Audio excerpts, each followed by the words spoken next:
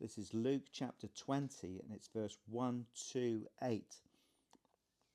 On one of the days while he was teaching the people in the temple and preaching the gospel, the chief priests and the scribes with the elders confronted him, and they spoke, saying to him, "Tell us, by what authority you are doing these things, or who is the one who gave you this authority?"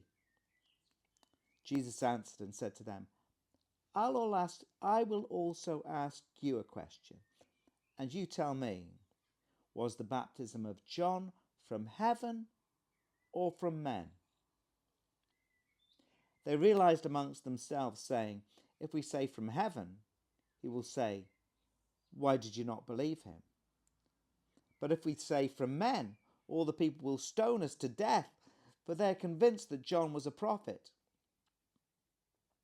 So they answered that they did not know where it came from. And Jesus said to them, nor will I tell you by what authority I do these things. Now the authority, this comes straight after Jesus clearing the temple, where he says, my house shall be a house of prayer, but you have made it a den of robbers. And remember, he turned over the tables and cleansed the temple.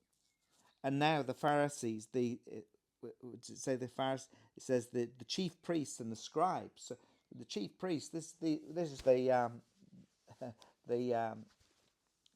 heavy gang are coming now, the heavy mob, and they're saying, by what authority? Who said you could come and turn over the tables in our temple? Who gave you that authority? And Jesus comes back to them and says, you don't need to know. You don't really want to know whether what authority I'm doing this, because you were happy just to stand on the fence when John the Baptist came. You came out. You were happy to see people turning from their wicked ways and going to the synagogues and supporting you as priests.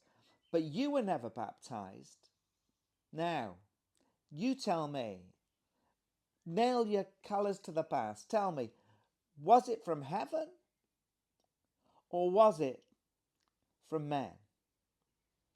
And you can imagine that as a group of them, perhaps some of them would have been ready to just answer impetuously, and others were saying, shush, keep quiet. They realised the implications.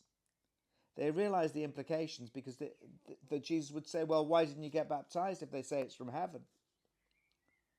And if they said it was from men, well, the people would turn on them and leave them, and probably, well, it says here, stone them, but they would lose their authority with the crowds, and that was the most thing that was most precious to them. And there comes a time when you've got to stop sitting on the fence. Many people will come to look at the things of God and look at Jesus and think, oh, well, this is very good. This is very interesting. This is something I need to come back to later. This is something I need to think about. But Jesus says here, there's a time coming when you've got to nail your colours to the mast and find out who Jesus is.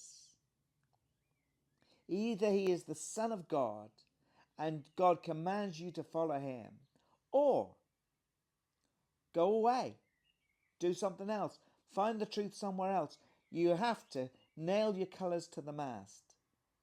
And as you do, you will find out that Jesus has authority over all things, that he is the King of Kings, and that he is the Lord of the Lords. And we need to follow him with everything that we have.